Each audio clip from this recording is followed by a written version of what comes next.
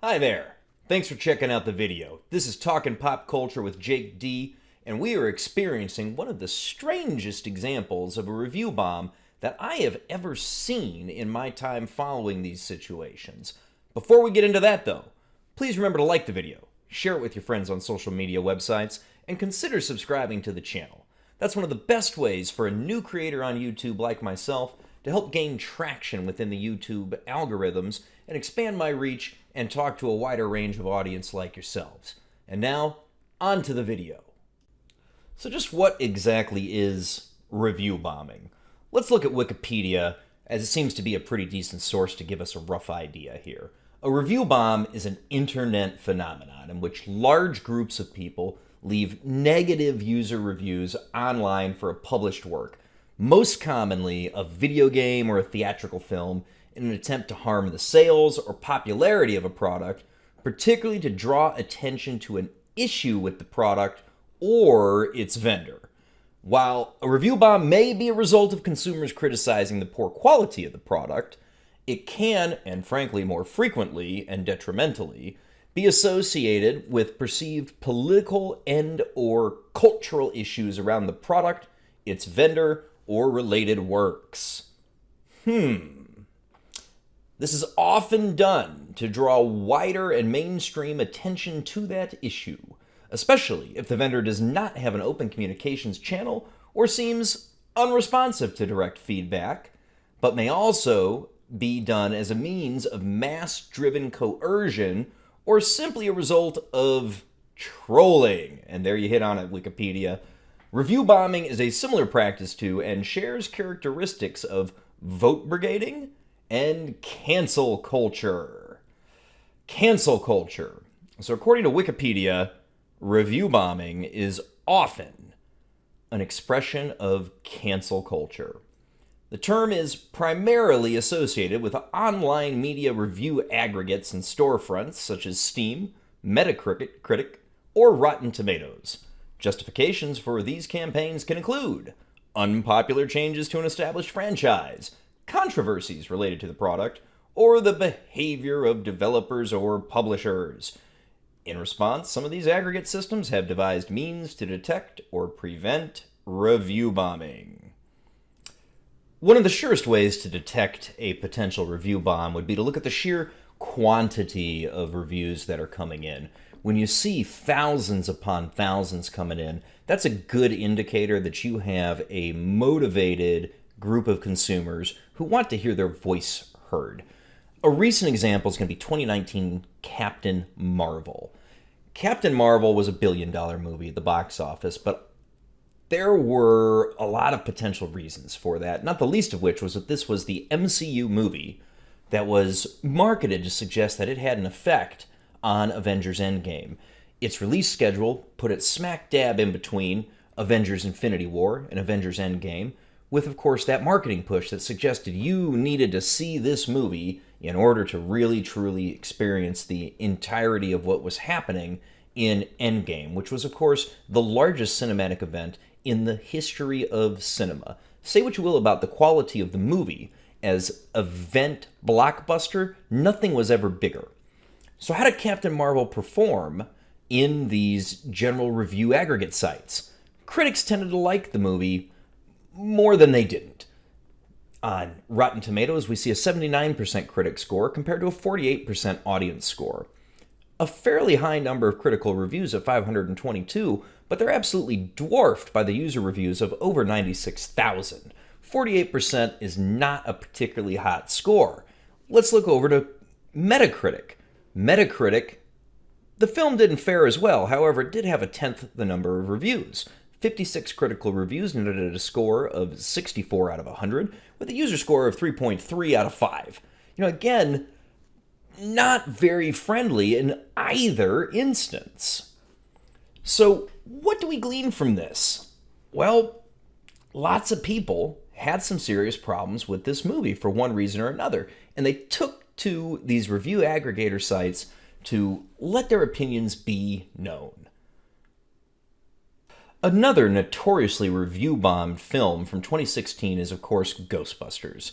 The Paul Feig directed, female-led Ghostbusters reboot fared really poorly, both in the box office and particularly through its scores in these review aggregation sites. Over on Rotten Tomatoes, we see that this film had a 74% fresh rating from the critics, with a total number of views of 383, while it garnered a 50% audience score off of nearly 120,000 reviews.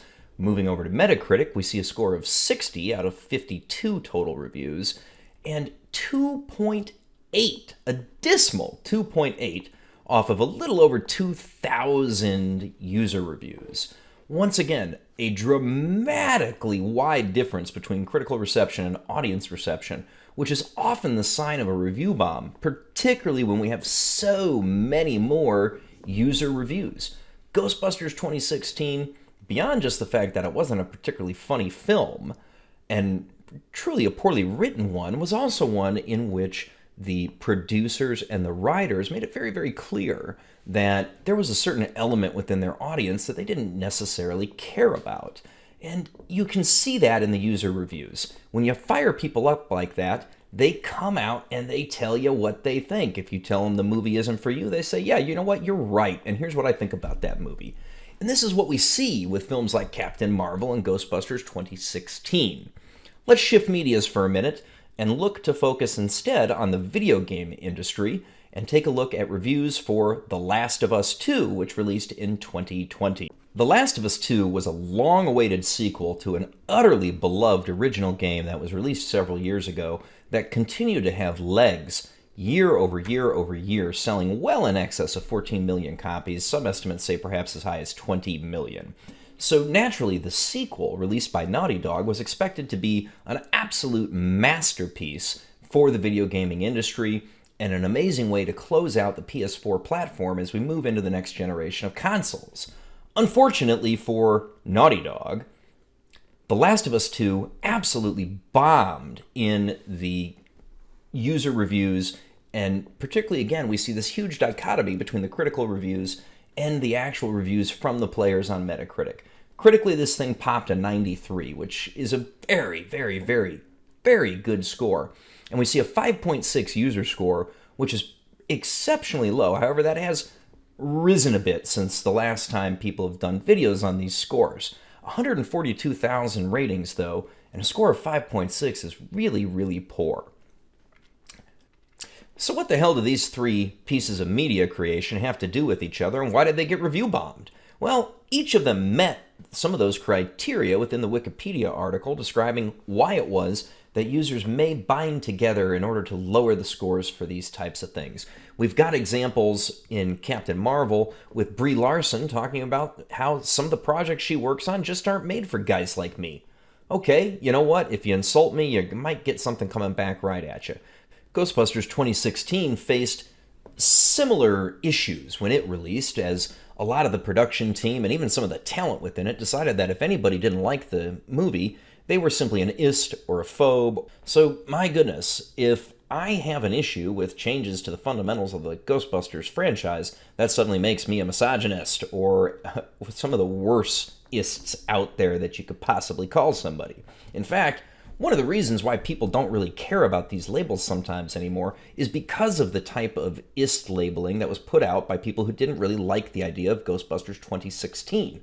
The talent behind it, whether it be those who are the adult pretenders in the movie or those who were the repurposers that wrote the material, directed it, and put it together on screen, they let people like myself know that, hey, you know what?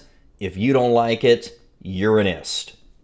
The audience responds to that type of messaging faster and quicker than you might possibly believe. In the case of The Last of Us 2, it was some of the more same old tired messaging that the regular general public got from Ghostbusters 2016. With that background in mind, let's get to the main topic of the video, which is, of course, the review bombing that's occurring for The Boys Season 2. Let's start by taking a look at the Rotten Tomatoes and Metacritic scores for this show. Rotten Tomatoes, this thing's looking solid. 97% critic reviews and 88% audience score. Those are pretty damn good numbers and suggest a show that's been widely received by a huge audience as being an enjoyable piece of television that we all like and are responding well to. Over on Metacritic, we've got a score of 80 for the critics and 7.4 from the audience. Not as good as Rotten Tomatoes, but still pretty gosh darn good scores. So, what the hell am I talking about when I say this thing is getting review bombed? Cue the Amazon direct reviews through the Amazon Prime services, where the show is currently sitting at a 2.7 out of 5 as the recording of this video, with over 1,800 customer ratings already in, 35% ranking it at 5-star, and an eye-popping 49% at 1 star. Something is weird here, ladies and gentlemen. How can you have, on the general review websites, such positive reaction and largely an overwhelming warmth towards the show, and then on the actual platform where it's being released, these ratings are so diametrically opposed to that? Well, let's take a look at some of these reviews, and you may begin to understand what's going on here. Tim O'Reilly, back to weekly release times. This is 2020, we don't want staggered releases of episodes. What a shame! I was looking forward to watching it. Now I'll just skip it and wait for it to be canceled. Then I can watch them all without any interruption. Randall, release all episodes at once. I did not pay for Amazon Prime for advertisements. The greed is unbelievable. Release all episodes at once. That's what I paid for. Vaughn Smith, release the whole season at once. Not sure what moron decided this would be a good idea, but it is the worst idea ever. For now, I wait until the end of the season and binge the way I prefer. If this trend continues into other shows, i.e. Sneaky Pete, I will cancel. Vaughn further warns us that he'll move on to Disney Hulu and will just download his Amazon series from other places. Unfortunately for you, Vaughn, I've got news for you. Disney Plus releases their shows on a weekly basis as well. Among my personal favorites, NMS says that bingeing, spelling problem there, is our sacred birthright. Amazon, you've offended us. 1-star review, bingeing is like jumping into a lake from the mountaintop, and this stingy weekly episode thing is like sitting in a bathtub. Totally different experiences. Just to be clear, Season 2 gets full 5 stars, but Amazon is now my public enemy #1 for not dropping all the episodes at once. It feels like I'm transported back to the dark Middle Ages, waiting for weekly episodes to arrive. I mean, what do I do with all those snacks and food I got delivered for the last 12 hours? If only there was a way I could punish Amazon for this deception. Oh yeah, Barnes & Noble, eBay, here I come. That was stunning and brave of you, NMS. C. Hughes gives it 1 star. Weekly episodes equal fail. I enjoyed the first season. When I saw the advertisements for Season 2 in August, I set my watch list to notify me when the boys had its September 4 drop. Last night, September 3, I started binging Season 1 to refresh my memory. As I was binging and anticipating, I discovered that Amazon was only going to drop 3 episodes today and go to weekly releases. I am so sorry to hear, read, see the change in programming release. When I was a child, I eagerly awaited for next week's episode of Insert Program. When I became an adult, I got Amazon, and for a brief time had Netflix and entered into an environment in which seasons could be watched all at once. I can't undo my binge-watching brain. I will wait until October or November to watch this program, if I remember that I'm supposed to watch it. To show how programmed I am, I will finish my Season 1 binge. You know, to C. Hughes' great credit, at least there's some thought behind why he finds this problematic, and I can at least respect this particular review. Matt, 1 star. Amazon fails to deliver. I was hoping to watch the entire season over the Labor Day weekend, but no. Why release 3 episodes and then go weekly after that? There's nothing on the page to say episodes are being released weekly either. My disappointment would have been much lower if I had known it was going to be weekly. I'm going to give this one to Matt, at least from the sense that he did have a fair complaint that there may have been expectation-setting problems here. I don't agree that it deserves a 1-star review for this, but at least I can sympathize with this guy. Tino, 1 star. Greed! I thought I could binge this! What the hell? Get with the times, Amazon. You just want me logging in every week so maybe I watch other shows or buy something. Greed, greed, greed! Newsflash, Tino, Amazon is a for-profit company, and yes, that is exactly what they want, and they have every right to try to set up their platform in such a way that that can happen. JSW, 1 star. Amazon is trash. Show is good. Show is fine. Amazon is terrible. Releasing an episode per week? This makes me cancel the subscription until all episodes are released, and then I subscribe for a month and cancel again. There's no point to me keeping an active subscription for a weekly show. You're a streaming service. Release all the episodes. This is why I canceled Disney Plus and HBO. I expect that there will be some of this type of reaction, but I think more people than not are not going to be able to do this.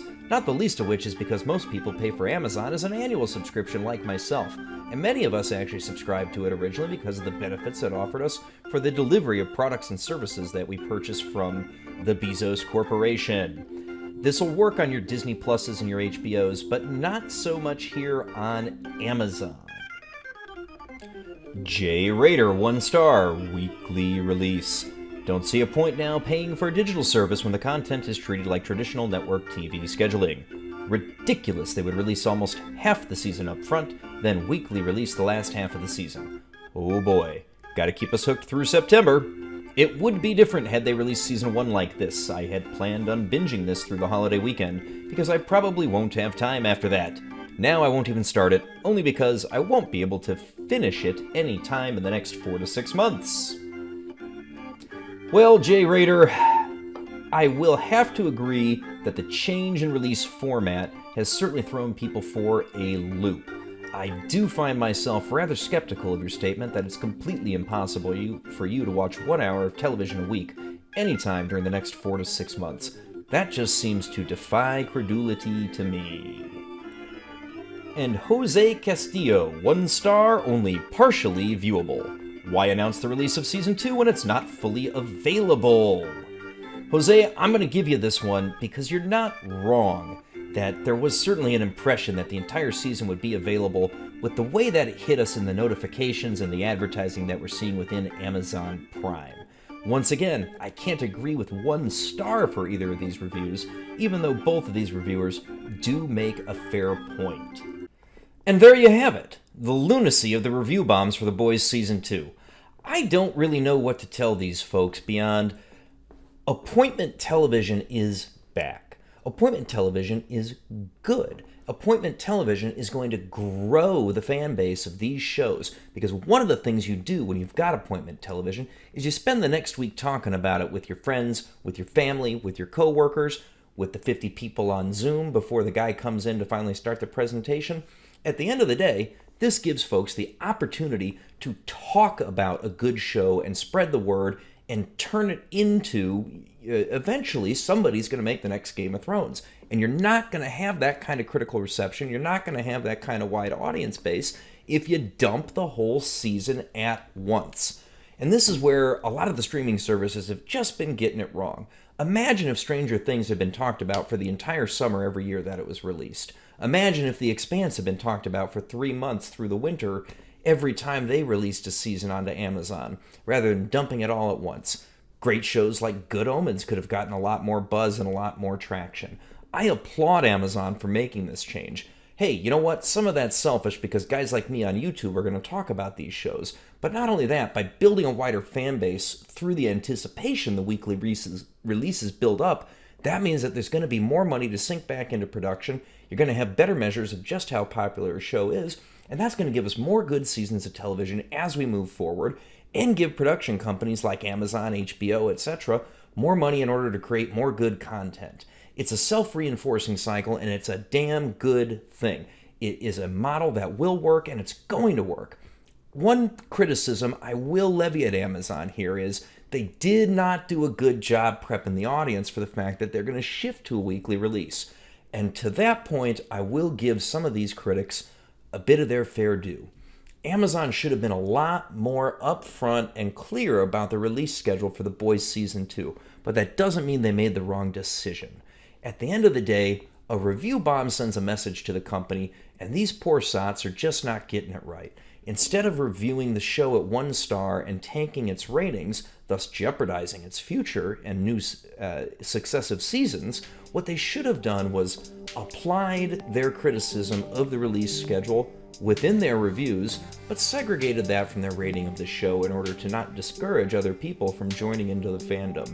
Because what we don't want to do is make it an exclusive club where folks can't get in. Alright, if you've made it this long, whoo! Thank you for listening to the video. I sure do appreciate it. Don't forget to smash that like button, share this video with your friends on social media, and please consider subscribing to the channel. That's how new creators on YouTube like myself can help grow our reach and talk to more folks throughout the week as we're releasing video content and holding live streams, and it really helps us gain traffic within the algorithm to compete against your larger corporations like your Amazons and your CBSs. Once again, I thank you for listening this long, and we'll see you on the next video.